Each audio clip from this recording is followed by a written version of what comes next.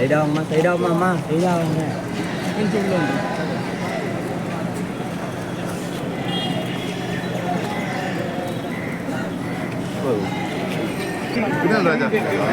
Saidapet mass event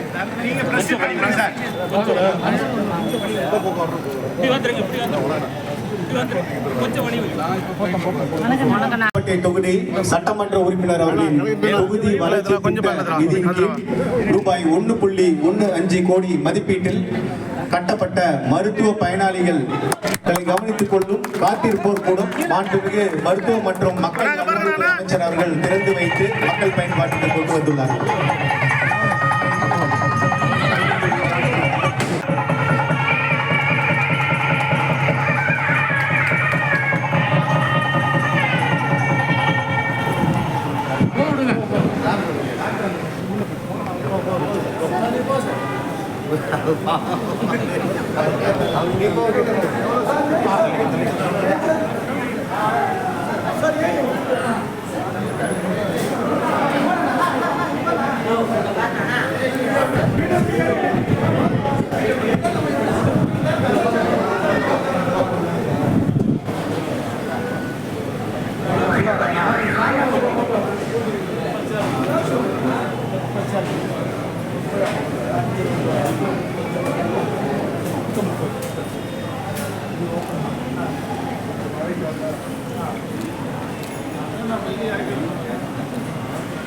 sir அந்த பக்கம் போயிடலாம் சார்.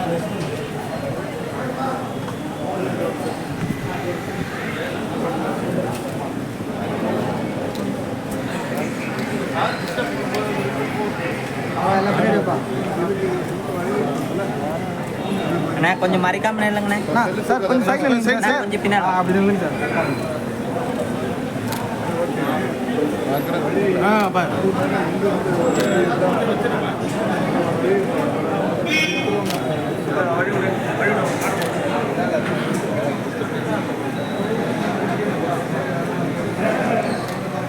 மாதிரி மறைச்சு நிற்காது, மறைக்காம அப்படியே ஒரு ஒருத்தர்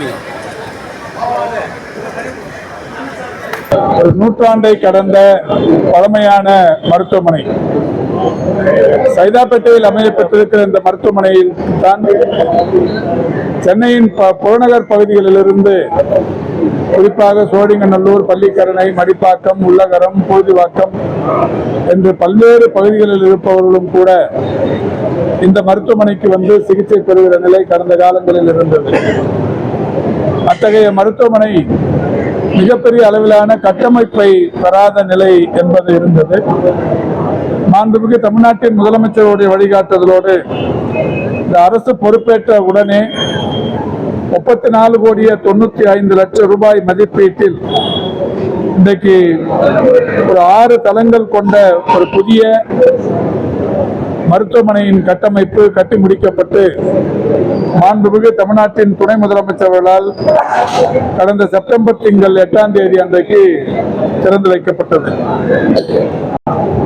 110 படுக்கைகள் கொண்ட இந்த மருத்துவமனையில் தினந்தோறும் ஒரு 1500 மருத்துவ புறப்பயனாளர்கள் பயன்பெற்று வருகிறார்கள். இந்த மருத்துவமனையில் ஆண்டொன்றுக்கு 25,000 எக்ஸ்ரேக்கள் எடுக்கப்பட்டு வருகிறது. ஒவ்வொரு நாளும் 60க்கும் மேற்பட்ட உள் மருத்துவ பயனாளிகளும் இங்கே பயன்பெற்று வருகிறார்கள். அதேபோல் 2022 ஜூலை மாதத்தில் மாண்புமிகு தமிழ்நாட்டின் முதலமைச்சருடைய வழிகாட்டுதலோடு இந்த மருத்துவமனையில்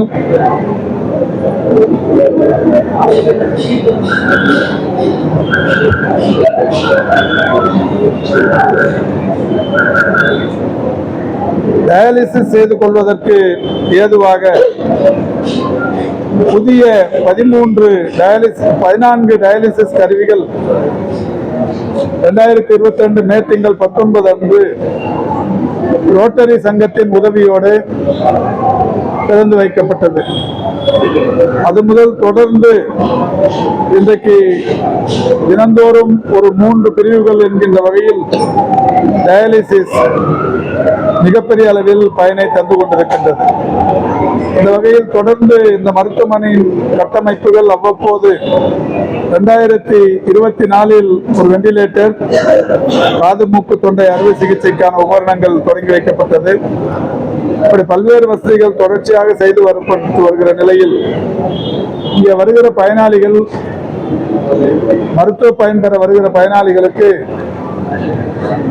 இளைப்பாறுவதற்கு, உட்காருவதற்கு ஒரு இடத்தை சட்டமன்ற உறுப்பினர் மேம்பாட்டு நிதியிலிருந்து 1,15,00,000 மதிப்பீட்டில் கட்டித்தரப்பட்டிருக்கிறது.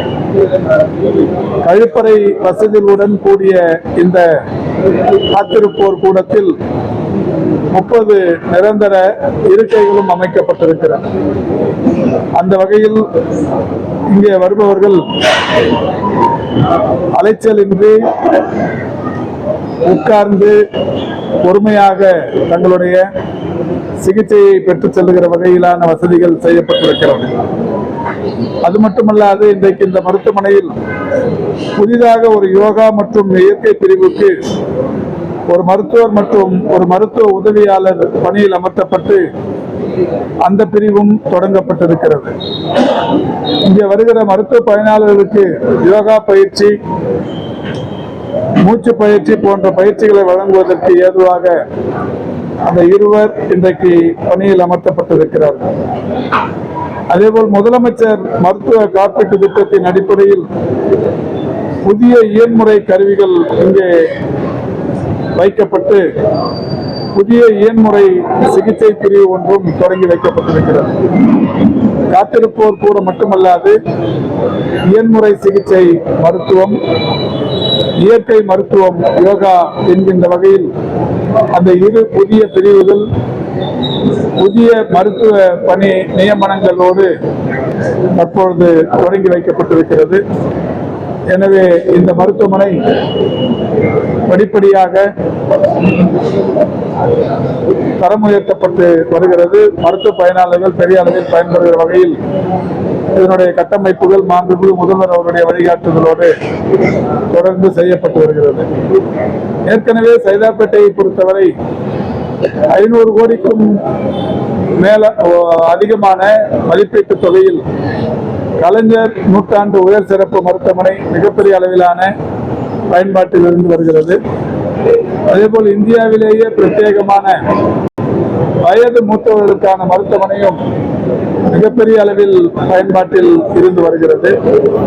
இந்த வகையில் மாண்புமிகு தமிழ்நாட்டின் முதலமைச்சர் அவர்கள் 417 கோடியே 7 லட்சம் மதிப்பீட்டில் 6.5 ஏக்கர் நிலப்பரப்பில் அதே வளாகத்தில் குழந்தைகளுக்கான மிகப்பெரிய, உலகின் மிகப்பெரிய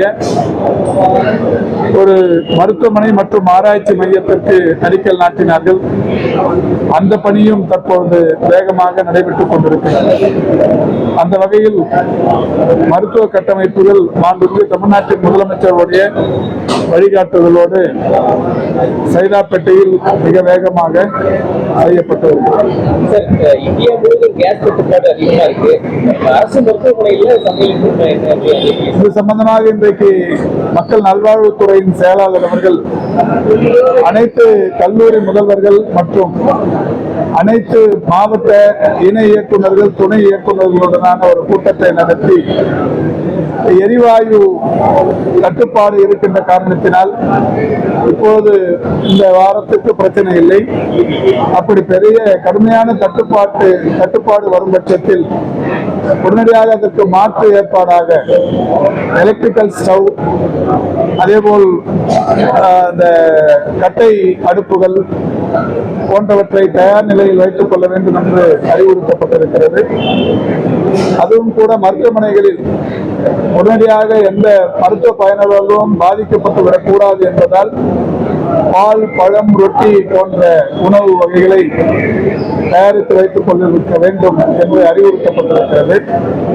எந்த இடத்திலும் ஒரு மருத்துவ பயனாளியும் பாதித்துவிடக் கூடாது என்பதில் அக்கறையோடு மாண்புமிகு தமிழ்நாட்டின் முதலமைச்சருடைய வழிகாட்டுதலோடு இந்த பணிகள் முன்னெச்சரிக்கை நடவடிக்கையாகவே செய்யப்பட்டு வருகிறது.